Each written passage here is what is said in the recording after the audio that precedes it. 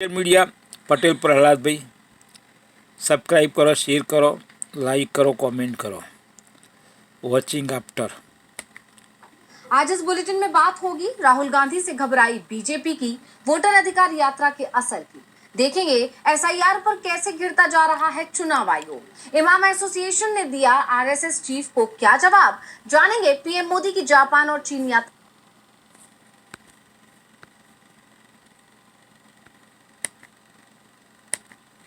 आखिर में देखेंगे जाने माने कार्टूनिस्ट इरफान की किस खबर पर पड़ी तिरछी नजर।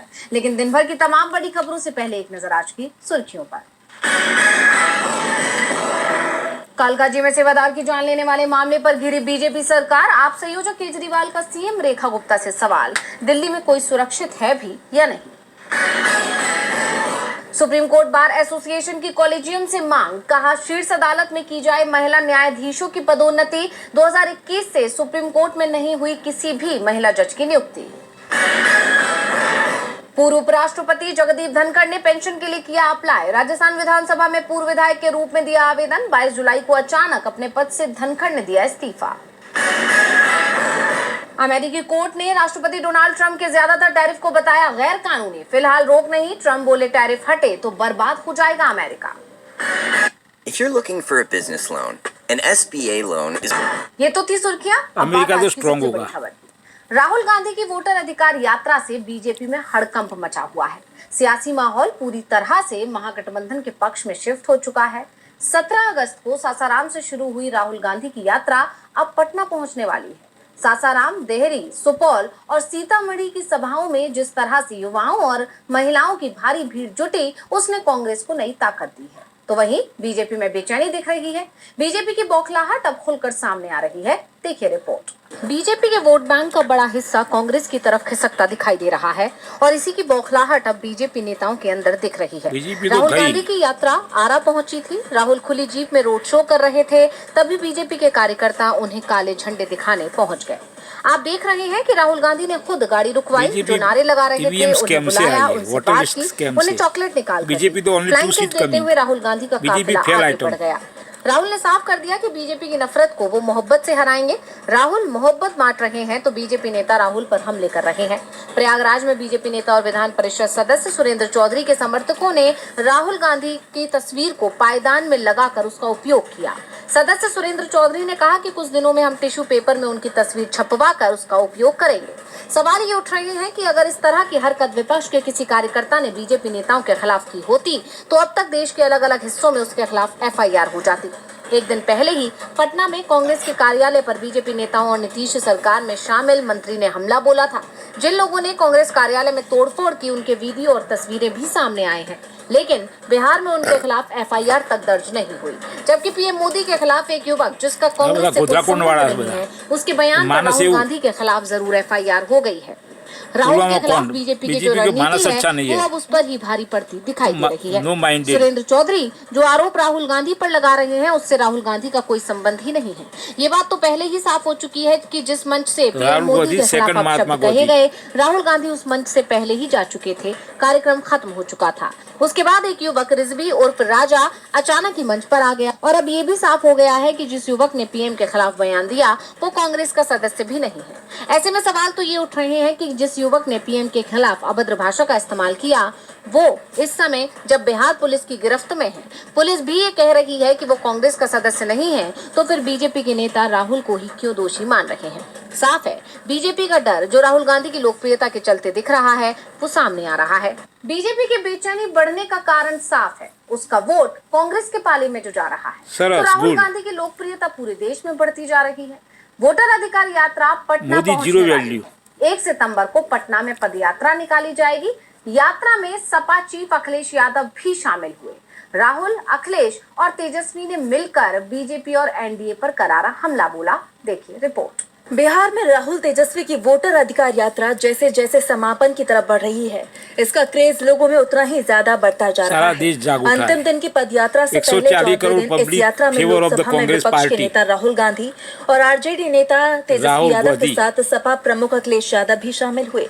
आरा छपरा में इस यात्रा में जो भारी जनसैलाब उमड़ा, उससे ये साफ हो गया कि 3 लड़कों के इस जोड़ी ने बिहार की जनता का दिल जीत लिया, जिस पर कांग्रेस सांसद राहुल गांधी ने कहा कि 2 भाई वोट चोरों की तबाही।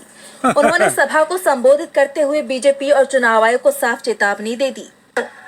इन्होंने महाराष्ट्र में चुनाव चोरी किया, हरियाणा में किया, लोकसभा में किया, दिल्ली में किया, बिहार का चुनाव इनको चोरी नहीं करने देंगे। वहीं सपा प्रमुख अखिलेश यादव ने तो बीजेपी को इस्तेमाल करने वाली पार्टी करार दिया। उन्होंने बीजेपी कार्यकर्ताओं और समर्थकों को चेताते हुए कहा कि भाजपा किसी की सगी नहीं है, भाजपा का साजिशन फॉर्मूला ही है, पहले इस्तेमाल करें फिर बर्बाद करें। इसके साथ ही सपा प्रमुख ने एसआईआर की पूरी क्रोनोलॉजी समझाते हुए कहा, ये पहले वोट का अधिकार छीनेंगे, फिर राशन का अधिकार छीनेंगे, फिर नौकरी का अधिकार छीनेंगे। ये आपको हमको सड़क पे लाना चाहते हैं। जो लड़ाई 5000 साल से चल रही है, भेदभाव की, अन्याय की, वो लड़ाई अभी भी जारी है। अखिलेश ने आगे कहा कि इन सब बातों का भंडाफोड़ होने के बाद अब भाजपा कभी नहीं जीत पाएगी। तो तेजस्वी यादव ने भी बीजेपी का सिस्टम हैंग बता दिया। उन्होंने कहा कि ये 2 लोग गुजरात से आकर के बताएंगे कि कौन बिहारी वोट देगा, कौन नहीं देगा। ये बिहार है, बिहार। Good statement. नहीं लगाया जाता है बिहारियों को, यहाँ खैनी के साथ चूना। बिहार वाले एजुकेटेड है, गुजरात वाले अनएजुकेटेड है, डिफरेंस है। जिस तरह ये यात्रा अपने अंतिम पड़ाव की तरफ बढ़ रही है, जितना जन समर्थन इसे मिल रहा है, उससे बीजेपी और चुनाव आयोग की नींद उड़ी हुई है। वोट चोरी रोकने के लिए महागठबंधन ने पूरी ताकत लगा दी है, तो एसआईआर को लेकर चुनाव आयोग पर दबाव भी बढ़ा दिया गया है। चुनाव आयोग अपनी मर्जी से काम करता दिख रहा है। 3 लाख वोटरों को नागरिकता साबित करने के लिए कहा गया है। बंगाल में भी एसआईआर शुरू हो रहा है, जिसे लेकर ममता के तेवर भी तीखे हो रहे हैं। उन्होंने तो विधानसभा का विशेष सत्र ही बुला लिया है। तो क्या है पूरा मामला? आयोग के खिलाफ पश्चिम बंगाल में भी मोर्चा खुलता नजर आ रहा है। चुनाव आयोग बिहार के बाद अब पश्चिम बंगाल में भी मतदाता सूची का गहन पुनरीक्षण यानी एसआईआर कराने की तैयारी में जुट गया है। लेकिन जिस तरह बिहार में 3 लाख वोटरों को चुनाव आयोग ने नोटिस जारी कर नागरिकता साबित करने को कहा है, ड्राफ्ट वोटर लिस्ट में 65 लाख वोटरों के नाम पहले ही काटे जा चुके हैं। उसके खिलाफ विपक्ष का विरोध पहले से ही जारी है और अब पश्चिम बंगाल में भी राज्य की टीएमसी सरकार ने कड़ा रुख अपनाया है और विधानसभा का विशेष सत्र बुला लिया। 1 सितंबर से 3 दिनों का विशेष सत्र बुलाया गया है, जिसमें कई प्रस्ताव पेश हो सकते हैं। ममता सरकार सदन में चुनाव आयोग की स्पेशल इंटेंसिव रिवीजन प्रक्रिया के खिलाफ प्रस्ताव पेश करेगी, ये तय माना जा रहा है। हालांकि बीजेपी विधायकों की तरफ से इस प्रस्ताव का विरोध भी तय है, लेकिन सीएम ममता बनर्जी ने पहले ही साफ कर दिया है कि वो किसी को भी वोट का अधिकार नहीं छीनने देंगी। उन्होंने बीजेपी पर आरोप लगाया कि बीजेपी 500 लोगों की टीम लेकर बंगाल आई है और लोगों का नाम मतदाता सूची से हटाने के लिए सर्वे किया जा रहा है, लेकिन मेरे होते हुए किसी भी बंगाली के मतदान के अधिकार को नहीं छीनने दिया जाएगा। ममता बनर्जी के ऐलान से साफ है कि वो पश्चिम बंगाल में एसआईआर नहीं लाने देंगी। इसके लिए विधानसभा से प्रस्ताव पारित कराया जाएगा। इसके अलावा सदन में बीजेपी शासित राज्यों में बंगालियों के साथ कथित अत्याचार को लेकर सेंसर मोशन भी लाया जा सकता है। यानी सिर्फ चुनाव आयोग ही नहीं, बीजेपी की मुश्किलें भी बढ़ सकती है। ममता बनर्जी के तेवरों से बीजेपी ने मान्यता रद्द कर दी तो बीजेपी और चुनाव आयोग नहीं चलेगी। तो भारत को हिंदू राष्ट्र बनाने की संघ की मनमानी को लेकर भी खुलकर विरोध सामने आ रहा है। इमाम एसोसिएशन ने मोहन भागवत को जवाब देते हुए कहा है कि देश संविधान से चलेगा, गीता कुरान से नहीं। तो क्या है पूरा मामला, देखेंगे रिपोर्ट।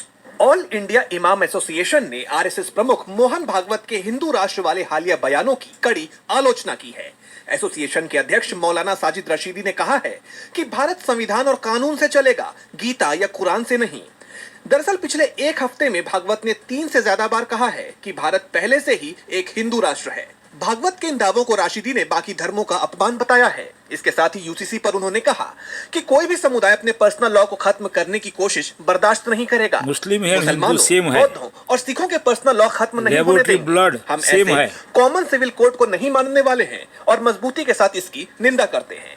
मोहन भागवत को समझ लेना चाहिए कि ये देश सबका है और संविधान ही इसकी असली ताकत है।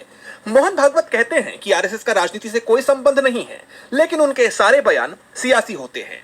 आरएसएस की मंशा पर सवाल उठाते हुए राशिदी ने कहा कि आप किसी को आक्रांता मानते क्यों हैं? मोहन भागवत, जो मुसलमान मोदी, यहाँ आया शाह, उसने राजीव हिंदुस्तान कुमार, को आगे बोगस बढ़ाया, आइटम। यहाँ से कुछ लूट कर नहीं ले गया, यहीं रहा, बादशाहत की और यहीं दफन हो गया।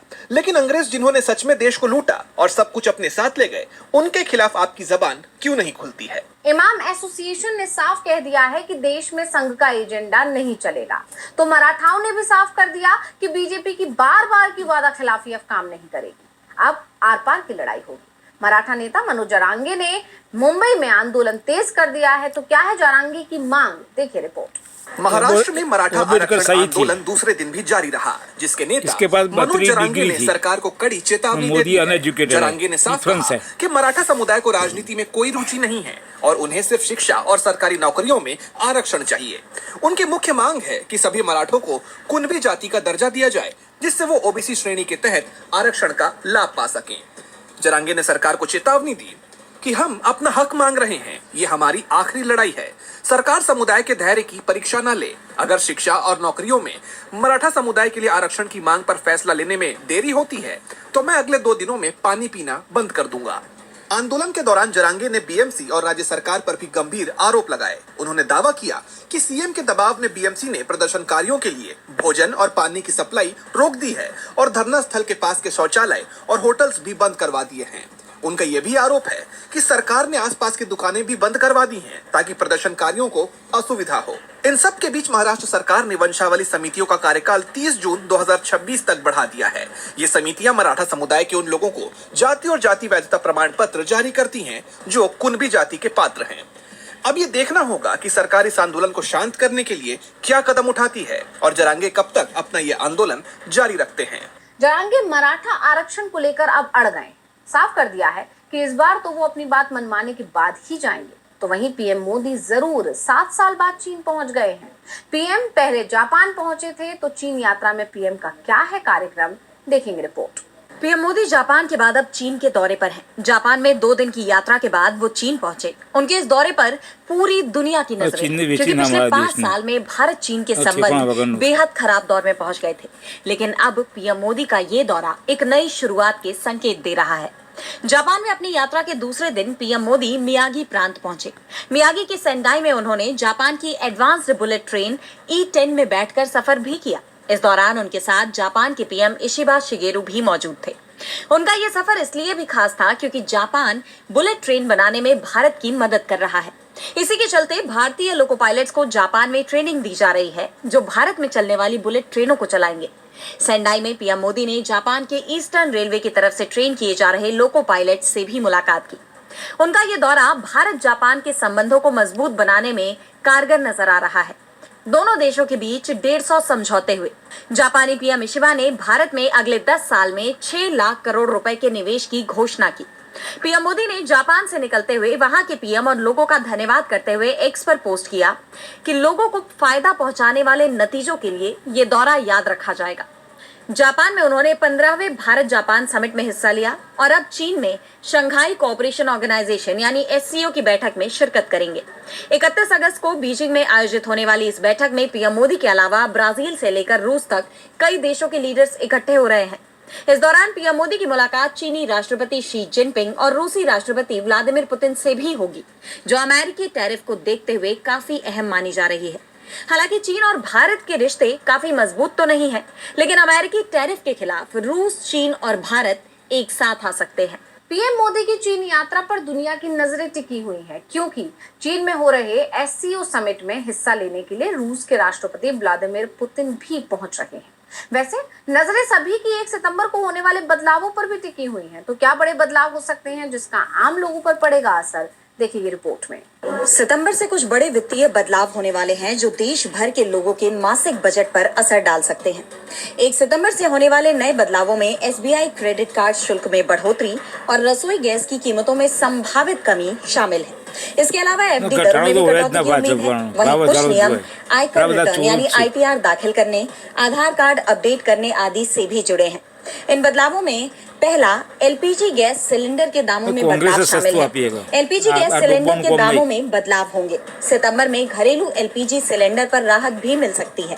दूसरा, SBI बैंक के नए 1000 करीब बदल देश के सबसे बड़े बैंक वो घटा भी SBI ने करवा। अपने क्रेडिट कार्ड वो ग्राहकों सूरत के से लिए हरा। नया नियम लागू करने जब का हम ऐलान न्यूट किया का चोर से। है। बैंक ने साफ भी किया है कि अब कुछ खास कार्ड्स पर डिजिटल गेमिंग प्लेटफॉर्म्स, मर्चेंट्स और सरकारी ट्रांजैक्शंस पर रिवॉर्ड पॉइंट्स नहीं मिलेंगे। तीसरा, चांदी की हॉलमार्किंग जरूरी। सरकार सितंबर में सोने की तरह चांदी पर भी हॉलमार्किंग जरूरी करने की योजना बना रही है। इससे चांदी की कीमतों में बदलाव संभव है। हालांकि हॉलमार्क वाले चांदी के जेवर या वस्तुएं खरीदना अनिवार्य नहीं होगा। चौथा, रजिस्टर्ड पोस्ट और स्पीड पोस्ट सेवाएं होंगी मर्ज। रजिस्टर्ड पोस्ट को स्पीड पोस्ट सेवा में मर्ज करने का ऐलान हो चुका है। इसका मतलब है कि अगर आप 1 सितंबर 2025 या उसके बाद कोई भी रजिस्टर्ड पोस्ट भेजना चाहते हैं तो वो अब सीधे स्पीड पोस्ट के जरिए भेजा जाएगा। पांचवा, एटीएम के इस्तेमाल पर नए नियम। जो ग्राहक निर्धारित मासिक सीमा से ज्यादा एटीएम से पैसे निकालते हैं उन्हें ज्यादा लेन देन शुल्क का सामना करना पड़ सकता है, जिससे सीधे तौर पर मासिक बजट प्रभावित हो सकते हैं। इसलिए गैर जरूरी एटीएम से पैसे निकालने को कम करने की सलाह दी जाती है। ये सारे बदलाव 1 सितंबर से होने वाले हैं। इन बदलावों से अगर आपके रूटीन या जेब पर भी असर पड़ रहा है तो वक्त रहते इन बदलावों के लिए अपनी तैयारी पूरी रखें। और बुलेटिन के आखिर में देखेंगे जाने माने कार्टूनिस्ट इरफान की किस खबर पर पड़ी तिरछी नजर।